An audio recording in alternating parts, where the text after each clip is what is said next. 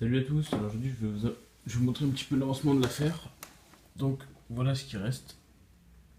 Un tout petit circuit imprimé, qui est grand comme un doigt à peu près, vous voyez à l'échelle. Là-dessus on trouve quoi? On trouve une Arduino, des MOSFET et quelques résistances. Donc rien de très compliqué. Après il faut juste câbler les sorties ici vers les éléments de la moto.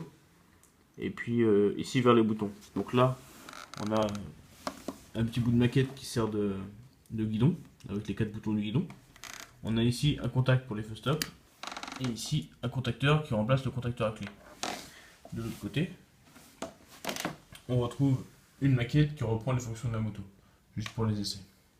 Donc ce qu'on va faire, c'est qu'on va le mettre carrément en situation. Donc j'ai pas de batterie, mais on va utiliser ça. C'est un chargeur de visseuse-dévisseuse tout simplement, mais qui donne du 12 volts continu. Donc ça va faire pareil. Je branche ça sur le secteur. Je récupère ici un plus et un moins. Je viens mettre mon moins à la masse de la moto. Donc n'importe où sur la masse. Voilà, très bien.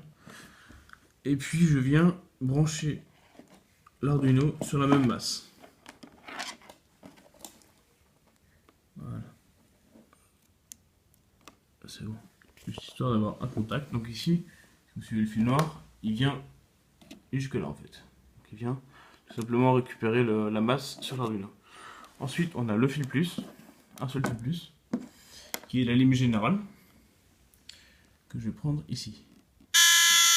Voilà, c'est normal, ça sonne à coup parce que le programme est enclenché.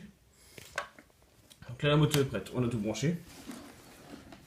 Qu'est-ce qui se passe si j'allume le contact? J'ai les feux qui s'allument et la sortie auxiliaire. La sortie auxiliaire, elle est là, mais elle n'est pas raccordée parce que tout simplement, j'ai pas d'allumage sur ma maquette. Mais ça change rien, je sais qu'elle fonctionne.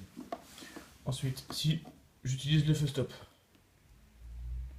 donc le bouton de feu stop, on a bien la petite LED de feu stop au-dessus du phare arrière qui vient s'allumer.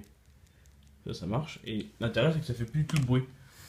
Parce que on n'est plus sur des relais mécaniques, on est sur des relais électroniques et qui viennent ouvrir et fermer les circuits sans mouvement mécanique. Et du coup, c'est complètement silencieux.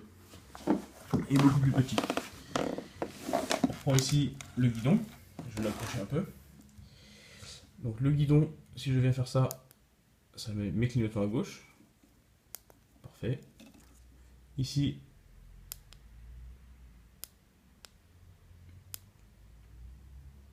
mes clignotants à droite.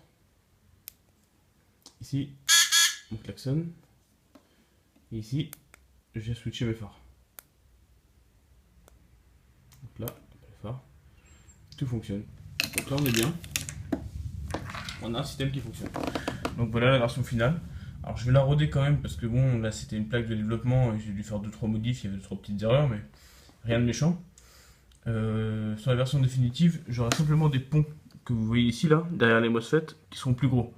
En fait, j'ai vu un peu petit dans le câblage et j'arrivais pas à passer des gros. Parce qu'avec des ponts de cette taille-là, si j'envoie un courant puissant, ça risque de pas tenir. Il y avait cette erreur-là, et puis il y avait une erreur au niveau des entrées de l'Arduino. Alors que j'ai corrigé là en faisant des sauts avec un fil, mais qui sera corrigé sur la prochaine version. Mais ça m'a suffi à prouver que tout fonctionne. Donc là, vous voyez ici, on a une grosse piste bien garnie, qui vient en fait récupérer par là le 12 volts de la batterie et l'envoyer sur toutes les sorties indépendamment. Ensuite ça passe dans les MOSFET et si les MOSFET laissent passer le courant, ça ressort par là. Donc c'est aussi comme ça. Et ça marche bien. Pour faire essayer un coup les clignots. Clignot nickel. Pareil, klaxon, pareil. Les phares, ça marche toujours. Nickel. Et si je coupe le contact, tout s'éteint. Voilà. Impeccable tout ça.